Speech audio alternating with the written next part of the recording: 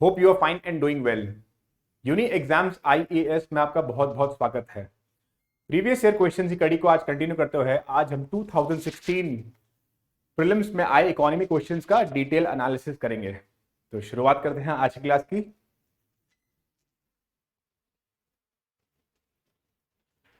Okay, first question. Which of the following are included in the capital budget of the government of India?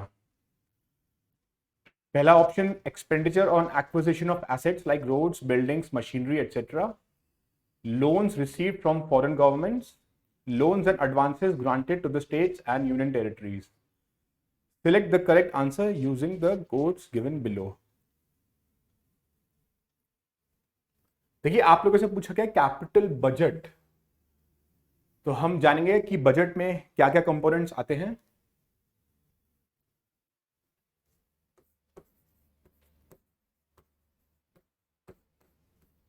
देखिए, budget में दो components होते हैं, revenue budget और capital budget.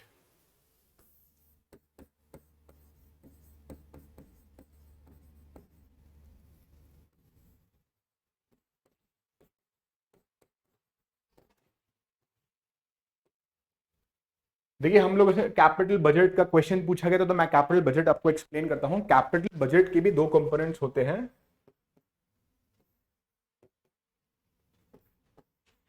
एक होता है रिसीट,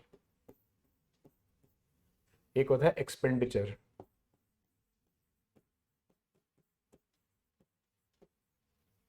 देखिए, रिसीट के भी दो कंपोनेंट्स होते हैं, एक होता है डेट, एक होता है नॉन डेट।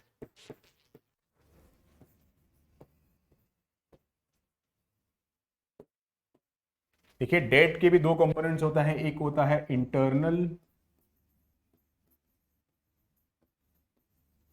एक होता है एक्सटर्नल। देखिए, इंटरनल डेट वो हुआ जब गवर्नमेंट मार्केट से पैसे उठाती है या फिर इंटरनली लोन लेती है बैंक से, जैसे RBI से, वो आता है इंटरनल डेट में। एक्सटर्नल डेट हुआ किसी कंट्री से या फिर किसी एक्सटर्नल बैंक से, IMF, वर्ल्ड बैंक से हमने लोन लिया, वो आएगा सारा एक्सटर्नल डेट में। देखिए, नॉन डेट में क्या क्या आता है।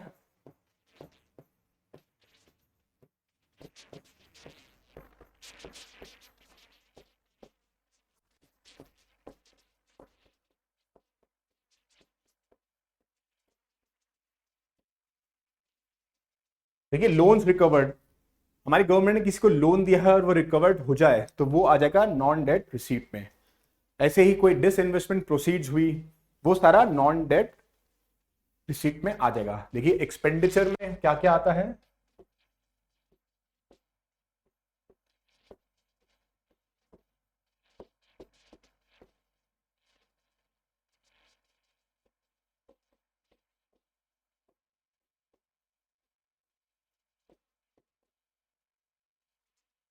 देखिए, एक्सपेंडिचर में हमने किसी को लोन दिया तो वो एक्सपेंडिचर के उसमें आ जाएगा एसेट क्रिएशन। जैसे कोई इंफ्रास्ट्रक्चर, रोड्स, रेलवेज बिल्ड करी तो वो आ जाएगा एसेट क्रिएशन। अब चलते हैं अपने दोबारा क्वेश्चन पे। देखिए, जितना भी मैंने एक्सप्लेन करा, included in the capital budget of the government of India, acquisition of assets, ये भी आ जाएगा ऑप्शन। सेकेंड ऑप्शन ये भी आ जाएगा। थर्ड ऑप्शन ये भी सही है, तो इसका करेक्ट आंसर हो जाएगा 1, 2 एंड 3, ऑप्शन डी। ठीक है, अगला सवाल। Recently, which one of the following currencies has been proposed to the added to the basket of IMF's SDR? Rouble, rand, Indian rupee, renminbi. देखिए, अगर आपने मेरी पिछली क्लास देखी हुई, क्लास 2020 का प्रीवियस ईयर क्वेश्चंस का डिटेल एनालिसिस, ये क्वेश्चन रिपीट हुआ है 2020 में। रिजर्व ट्रांच, अगर आप लोगों को याद होगा, पूछा गया था। ये क्वेश्चन अगेन रिपीट हुआ है, तो इसका करेक्ट ऑप्शन है ऑप्शन डी, रेमनेबी। IMF की बास्केट में पहले से भी करेंसीज थी, डॉलर था, यूरो था, येन था, पाउंड स्टर्लिंग था, तो उसमें रेमनेबी भी ऐड हो गया है। So the correct answer is option D. अगला सवाल, India's ranking in the ease of doing business index is sometimes seen in the news, which of the following has declared that ranking? OECD, world economic forum, world bank, WTO। देखिए again 2019 की class अगर आपने मेरी देखी होगी तो ये 2019 का क्वेश्चन फिर रिपीट हुआ है ईज ऑफ डूइंग बिजनेस का।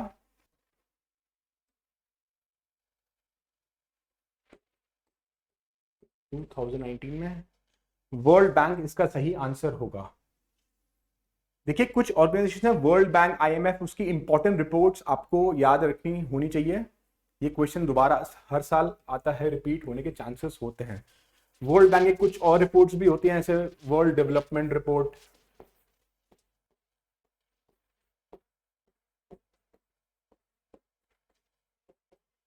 Global hunger report etcetera.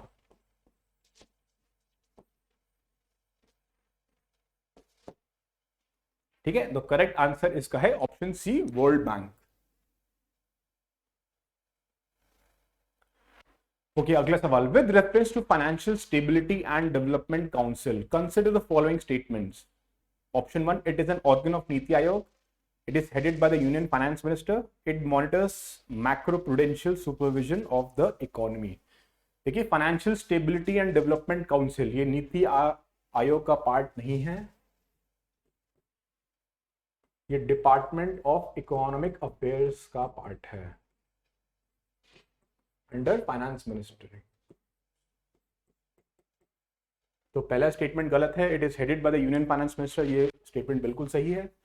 It monitors the macro prudential supervision of the economy, ये वाला स्टेटमेंट भी सही है। तो करेक्ट आंसर हो जाएगा इसका ऑप्शन सी, 2 and 3 ओनली। अगला सवाल, with reference to Bitcoin sometimes seen in the news, which of the following statements are correct? देखिए, select the correct answer using the codes given below. Bitcoins are tracked by the central banks of the countries। देखिए Bitcoins आप लोगों ने जरूर सुना होगा, बहुत easy सवाल है।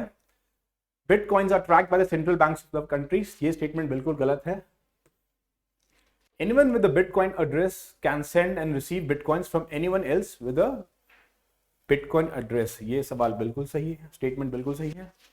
Online payments can be send without either side knowing the identity of the other, ये भी बिल्कुल सही है। इसका करेक्ट ऑप्शन हो जाएगा option B, 2 and 3 only. Easy question था। देखिए अगला सवाल, regarding Atal pension Yojana, which of the following statements are correct? It is a minimum guaranteed pension scheme mainly targeted at unorganized sector workers. Only one member of a family can join the scheme. Same amount of pension is guaranteed for the spouse for life after subscriber's death. Select the correct answer using the codes given below. देखिए अटल pension योजना आपने government schemes में जरूर पढ़ा होगा, कोई भी serious candidate है वो गवर्नमेंट स्कीम्स पूरा गो थ्रू करता है। इसका second statement, only one member of a family can join the scheme, ये बिल्कुल गलत है। All adult family members can join this scheme।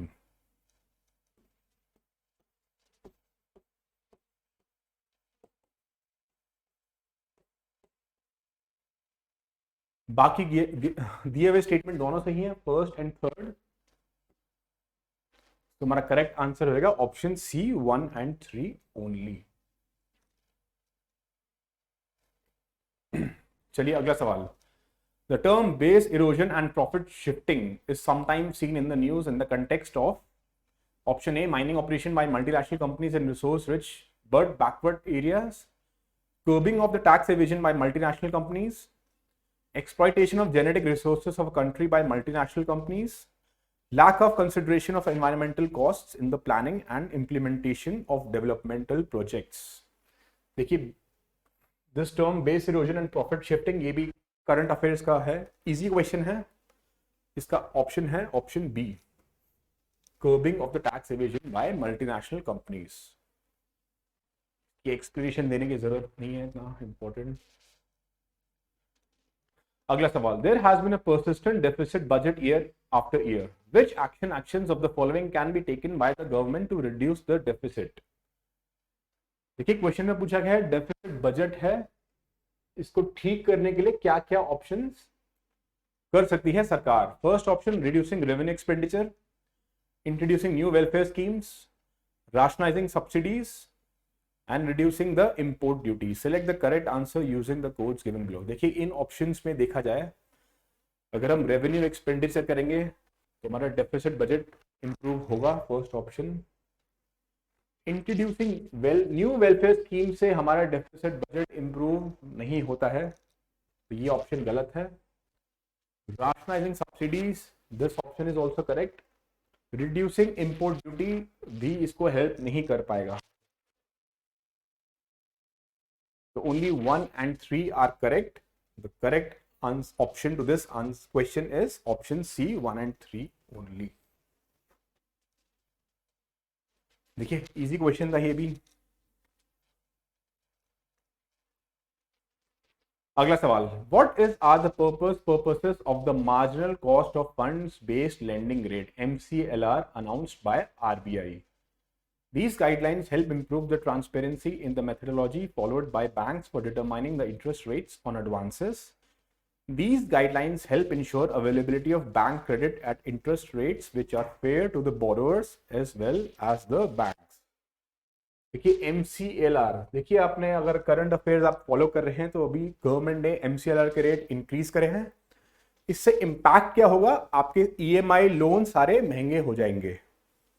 जानते हो MCLR होता क्या है? देखिए it is a minimum rate at which banks gives loans to the borrowers. Minimum rate होता है, इससे नीचे वो लोन नहीं दे सकता।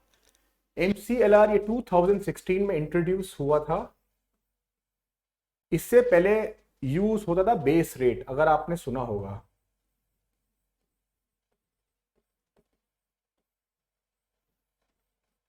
देखिए बेस रेट भी सेम कॉन्सेप्ट था। बेस रेट और MCLR में क्या डिफरेंस है? बेस रेट होता था एवरेज, कैलकुलेट होता था एवरेज कॉस्ट ऑफ फंड्स के तहत, जबकि MCLR होता है इंक्रीमेंटल कॉस्ट।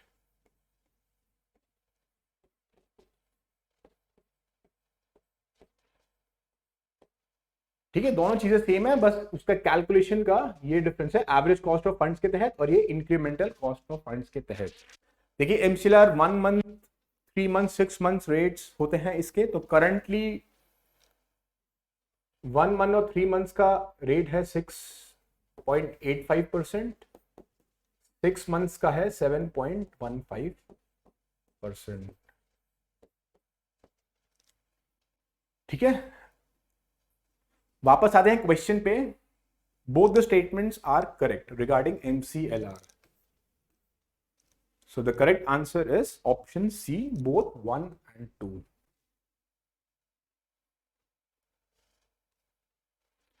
अगला सवाल, with reference to the Trans-Pacific Partnership, consider the following statements. It is an agreement among all the Pacific Rim countries except China and Russia. It is a strategic alliance for the purpose of maritime security only. Which of the statements given above are correct? देखिए trans Pacific partnership, ये भी आपने current affairs में जरूर पढ़ा होगा। इसमें 10 countries है। It is an agreement among all the Pacific countries except China and Russia. देखिए पैसिफिक रिम कंट्रीज में काफी कंट्रीज आती हैं, एक्सेप्ट चाइना एंड रशिया। ये स्टेटमेंट गलत इसलिए है क्योंकि इसमें नॉर्थ कोरिया और कोलंबिया ये भी पैसिफिक रिम कंट्रीज में आती हैं, बट इसका मतलब ये नहीं है कि all except Pacific Rim countries except China and Russia. तो पहली स्टेटमेंट गलत है। For maritime, second statement for maritime security only, ये भी स्टेटमेंट गलत है। ट्रेड के लिए बनाया गया है इसे, ट्रेड पर्पसेस के लिए।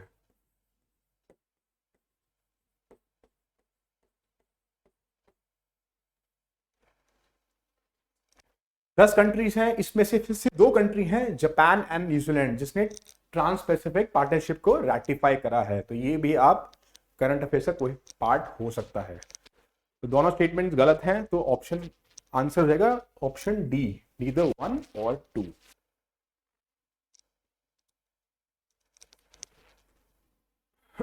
अगला सवाल, European stability mechanism sometimes seen in the news is an Agency created by EU to deal with the impact of millions of refugees arriving from Middle East. Agency of EU that provides financial assistance to Eurozone countries. Agency of EU to deal with all the bilateral and multilateral agreements on trade. Agency of EU to deal with the conflicts arising among the member countries. देखिए European stability mechanism, ये भी current affairs news में काफी चर्चा में था. इसका answer हो जाएगा option B, assistance to eurozone countries.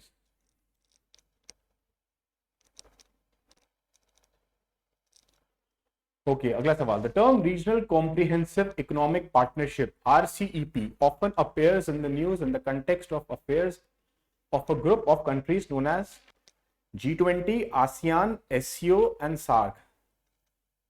देखिए 2016 में भी और लास्ट ईयर तक RCEP न्यूज में था. Regional comprehensive economic partnership, India को बहुत दबाव था कि RCEP ज्वाइन करे. जापान, ऑस्ट्रेलिया सब बोल रहे थे, लेकिन इंडिया ने फाइनली RCEP ज्वाइन करने से मना कर दिया. ठीक है, तो इसका करेक्ट ऑप्शन है ऑप्शन बी, आसियान.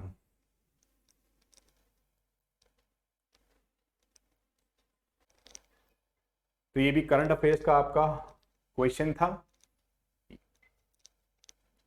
अगला सवाल. In the context of which of the following do you sometimes find the terms amber box, blue box, green box in the news? WTO affairs, SAARC affairs, UNFCCC affairs, India EU negotiations on FTA. देखिए blue box, amber box, green box subsidies आपने जरूर सुना होगा, ये WTO के अंदर आती है. Option is WTO affairs. Next question. The establishment of payment banks is being allowed in India to promote financial inclusion. Which of the following statements are correct in this context? Mobile telephone companies and supermarket chains that are owned and controlled by residents are eligible to promoters of payment banks. Payment banks can issue both credit and debit cards. Payment banks cannot undertake lending activities. देखिए payment bank आपने जरूर banking section में जरूर पढ़ा होगा, easy question है. First statement सही है. Second statement can issue both credit and debit cards. Payment banks cannot issue debit and credit cards. ये statement incorrect. Payment banks cannot undertake lending activities. बिल्कुल सही स्टेटमेंट है. तो इसका आंसर हो जाएगा option B, 1 and 3 only.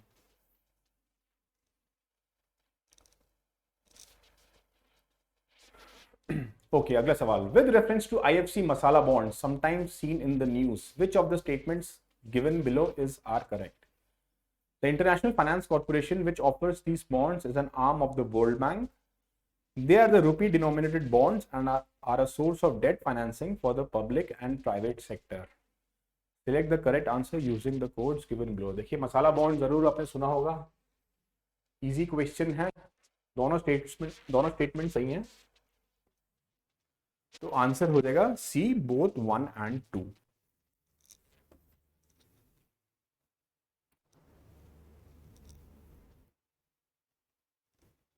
Okay, consider the following statements. New Development Bank has been set up by APEC. Second statement, the headquarters of the New Development Bank is in Shanghai.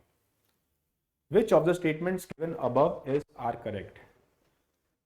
देखिए new development bank आप लोगों ने जरूर सुना होगा. New development bank has been set up not by APEC but by BRICS. BRICS organization आपने जरूर सुना होगा. BRICS consist of Brazil, Russia, India, China and South Africa. इन्होंने न्यू डेवलपमेंट बैंक बनाया था. पहले 5 मेंबर्स थे, इसमें सबका 20% शेयर था. अब इसमें कुछ न्यू मेंबर्स भी जुड़ गए हैं. और आपको नहीं पता है तो जरूर देखिए. बांग्लादेश,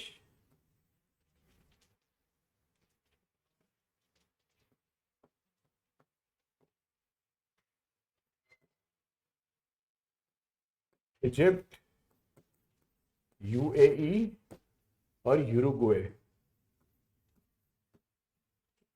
भी न्यू डेवलपमेंट बैंक के मेंबर्स हैं.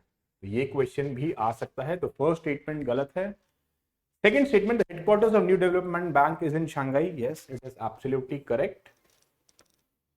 तो इसका आंसर हो जाएगा B2 only.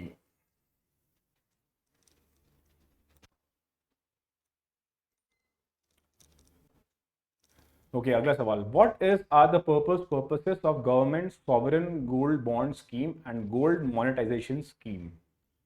First statement, to bring the idle gold lying with the Indian households into the economy, to promote FDI in the gold and jewelry sector, to reduce India's dependency on gold imports.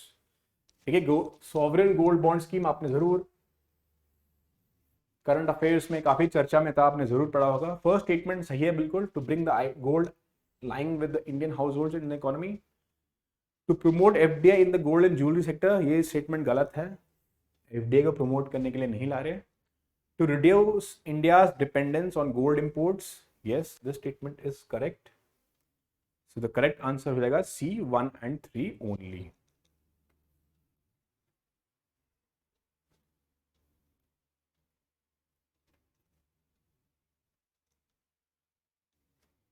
चलिए अगला सवाल, global financial stability report is prepared by the European central bank, IMF, international bank for reconstruction and development, organization for economic cooperation and development. देखिए, global financial stability report ये बनाता है IMF,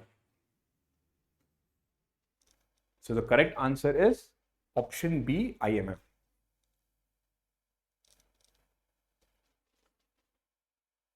okay, अगला सवाल, with reference to the international monetary and financial committee consider the following statements. IMFC discusses matters of concern affecting the global economy and advises the IMF on the direction of its work.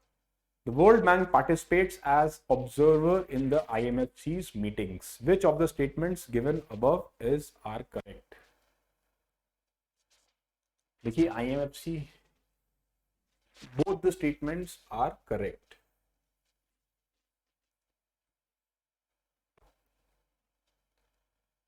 देखिए, हम लोग IMF, world bank थोड़ा बहुत पढ़ लेते हैं, पर उसकी सब छोटी छोटी कम्युनिटीज तो थोड़ा मॉडरेट टू टफ क्वेश्चन है ये, बट इसका आंसर हो जाएगा option C, both 1 and 2।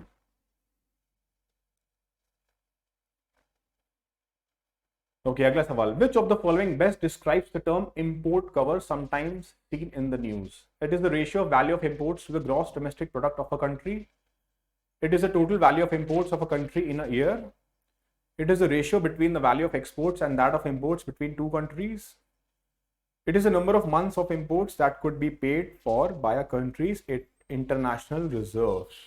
Of the given option, option D is the correct answer। देखिए, import cover होता है हमारे external strength of the economy को बताता है, ठीक है, तो correct option is option D.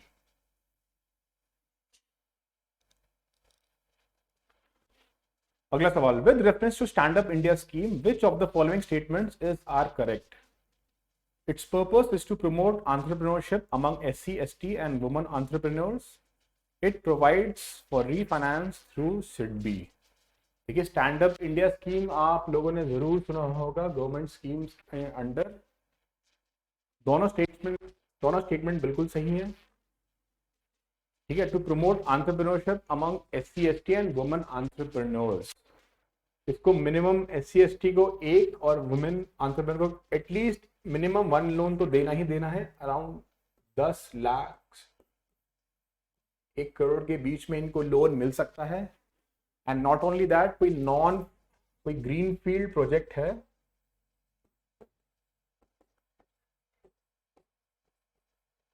Non farming sector में, उसके लिए भी SIDBI stand up India scheme के तहत 10 लाख से 1 करोड़ तक का लोन मिल सकता है।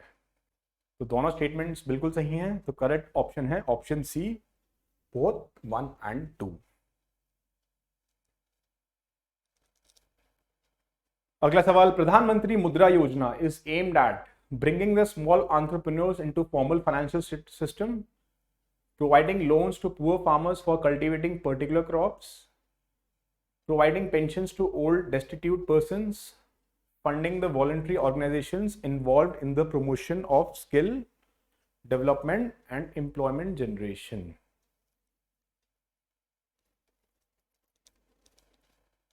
देखिए, प्रधानमंत्री मुद्रा योजना, इसका सही आंसर है option A, bringing the small entrepreneurs into global financial system. देखिए, आपने ये टर्म जरूर सुनी होगी, इसके तहत शिशु, किशोर, तरुण,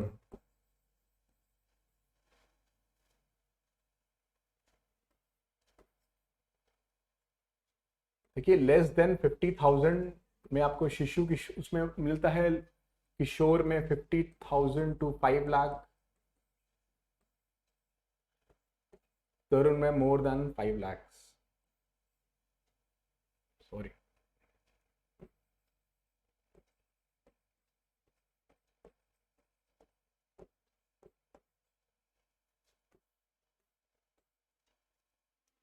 प्रधानमंत्री मुद्रा योजना option A is the correct answer. अगला सवाल, the term core banking solutions is sometimes seen in the news, which of the following statements best describes this term? It is a networking of a bank's branches which enables customers to operate their accounts from any branch of the bank on its network regardless of where they open their accounts. It is an effort to increase RBI's control over commercial banks through computerization. It is a detailed procedure by which a bank with huge non-performing assets is taken over by another bank. Core banking solutions, देखिए ये current affairs में काफी चर्चा में था. Only one first statement is correct. The rest of the statements are incorrect. So option A, one only, is the correct answer. अगला सवाल, recently India's first national investment and manufacturing zone was proposed to be set up in Andhra Pradesh, Gujarat, Maharashtra, Uttar Pradesh. Andhra Pradesh में बनाया गया है India's national investment and manufacturing zone. The option A, Andhra Pradesh, is the correct answer. Which one of the following is the purpose of Uday, a scheme of the government? Providing technical and financial assistance to startup entrepreneurs in the field of renewable sources of energy, providing electricity to every household in the country by 2018, replacing the coal-based power plants with natural gas, nuclear, solar, wind and tidal power plants over a period of time, providing for financial turnaround and revival of power distribution companies. देखिए उदय scheme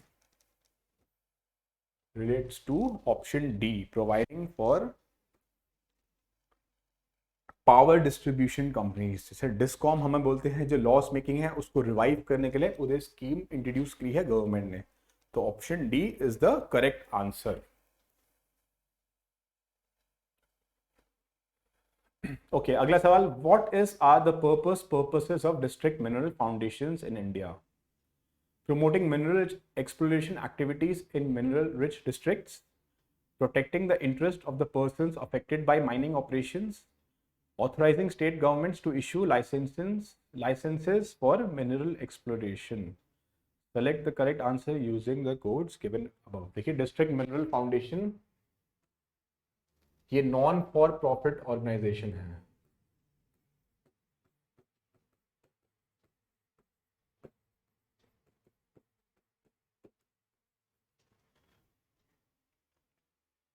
इसको बनाया गया है for the interest of the persons affected by mining operations. तो पहला, second statement is correct, first and three statements are incorrect.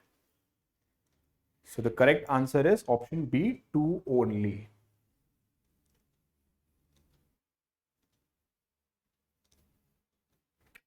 Okay, अगला सवाल, स्वयं an initiative of the government of India aims at promoting the self-help groups in rural areas, providing financial and technical assistance to young startup entrepreneurs, promoting the education and health of adolescent girls, providing affordable and स्वयं quality education to the citizens for free. देखिए स्वयं portal आप लोगों सबने सुना होगा, education purpose के बनाया गया है.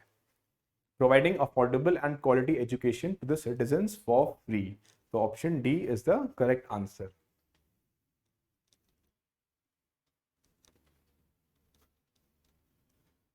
Regarding DigiLocker, sometimes seen in the news, which of the following statements are correct?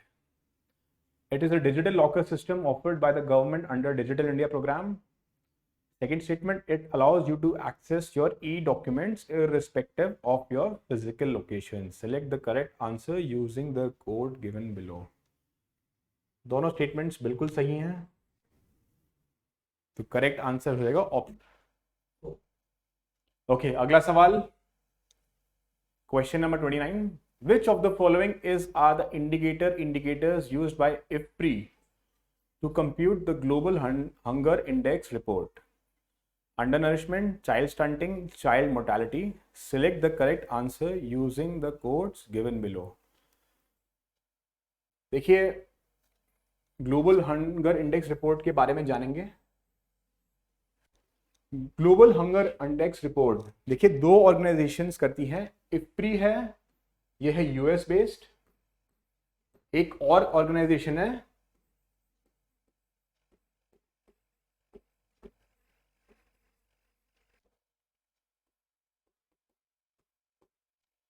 Belt hunger इल्फ, ये जर्मन ऑर्गेनाइजेशन है, एनजीओ है। ये दोनों पहले ग्लोबल हंगर इंडेक्स रिपोर्ट करती थी। 2007 में एक और एनजीओ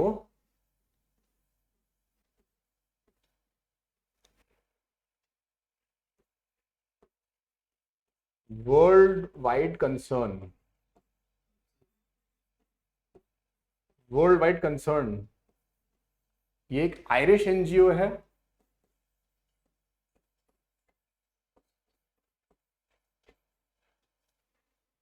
ये तीनों मिलाके global hunger index report publish करती थी। देखिए 2018 में अब इफ्री इसका पार्ट नहीं है, तो only welt hunger and world wide concern, ये दोनों मिलके ही अब global hunger index report publish करती हैं। तो ये क्वेश्चन भी आपका करंट अफेयर्स में जरूर आ सकता है, बहुत इंपॉर्टेंट क्वेश्चन है। इफ्री 2018 में बाहर हो गया था, तो ओनली वेल्ट हंगर और वर्ल्ड वाइड कंसर्न, ये दोनों मिलके ही अब global hunger index report publish करती है। वापस क्वेश्चन पे आते हैं। तीनों options, under nourishment, child stunting, child mortality, ये तीनों इसका पार्ट होता है। तो द करेक्ट आंसर है ऑप्शन सी, 1, 2 एंड 3। ठीक है, okay, that's all for today. आशा करता हूं मेरा वीडियो आपको जरूर पसंद आया होगा। अगर वीडियो पसंद आया है तो please like, share, comment, channel को सब्सक्राइब करें and press the bell icon. Thank you, have a nice day.